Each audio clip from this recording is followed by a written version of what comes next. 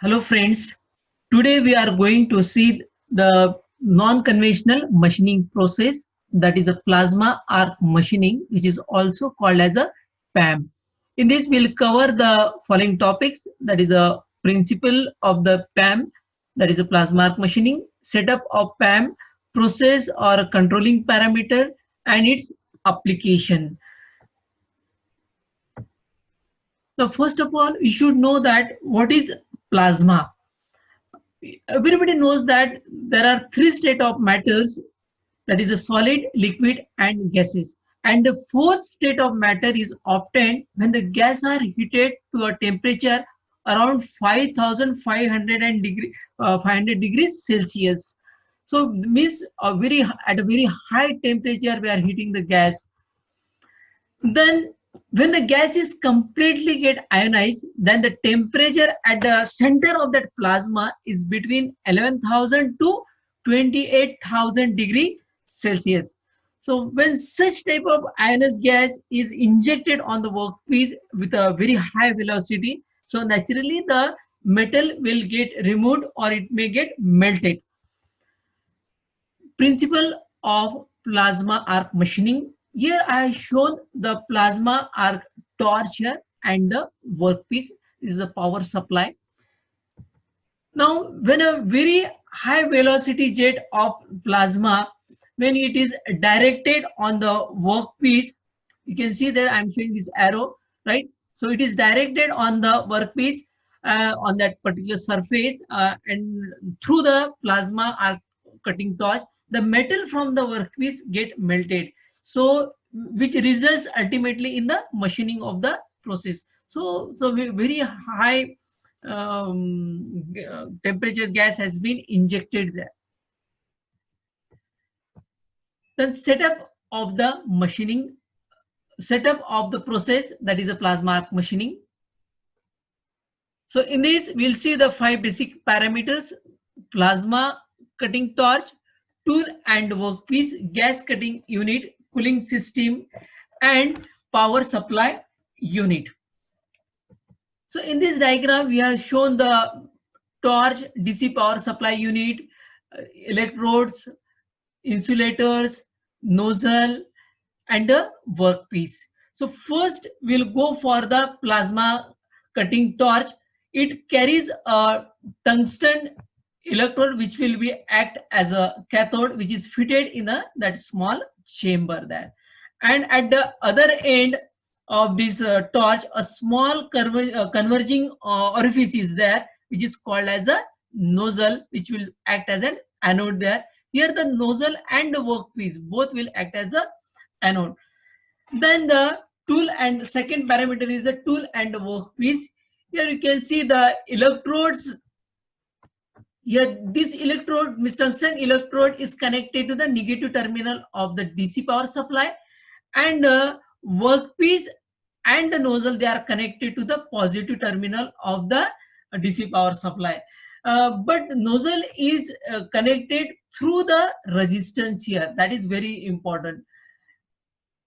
So what is that basic function of that resistance there? The resistance limits the current through the nozzle about 50 ampere there. So that is a basic function. Then the insulator, we can see in this diagram, this anode and the cathode are separated by this insulator. Then we'll go for the gas net here. So student, when the gas, basically the gas supply unit consists of the gas cylinder, regulator and gas nozzle pipe, which is not shown in this diagram.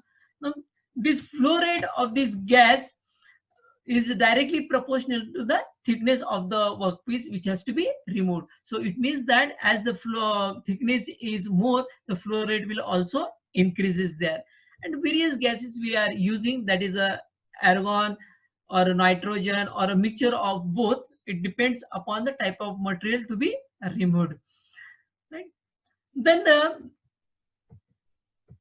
when you see the here basically the power supply unit, this DC power supply having the around 400 volt, 200 kilowatt and around 1000 ampere is supplied to this to the nozzle here. You can see I have shown. And then when the supply is on, the strong arc will get generated. Okay, and it will struck between the electrode and the nozzle, and this gas is forced into this chamber, and this gas is nothing but the actually the plasma, and which is forced over this workpiece, okay, through the nozzle at a very high velocity, and due to that reason the metal get melted. One more parameter is the cooling system. Again, in this diagram, it is not shown. In the water is circulated around this torch, okay, so that the electrodes and the nozzle both will remain cold. So this is all about the setup of the plasma arc machining. So I have written all these detailed contents there. So this is actually the gas supply unit there, which is not shown in that diagram. Then process or controlling parameters here.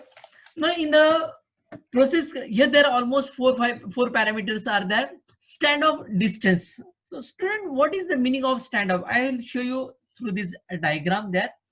So in simple word, we can say that the distance between the nozzle and the workpiece, that gap is nothing but the standoff distance, and we are maintaining that around 5 mm to 10 mm around.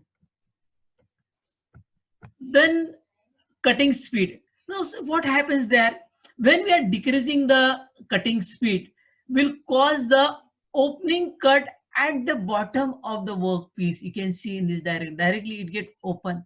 But in second case, if you see in this diagram, when you are decreasing the cutting speed, it reduces the depth. You can see here the depth get reduced, but here the depth get increases, so that at the bottom of that it will not, the material will not get removed if we increase the cutting speed. Then next parameter is the gas. So gas flow, which we are using here, which is directly proportional to the thickness of the material. It means that as the thickness increases, the gas flow rate will also increases. Now particularly when we are selecting the gas, which depends upon the what type of quality is required on that product, okay, and economy is also a very important parameter. So this is all about the process or controlling parameters of the plasma arc machining. Now application of the plasma. Here I have shown the application for a stock cutting, plate beveling. So this is the beveling. So we can do the beveling operation by using this plasma arc. Again, you can see here the hole.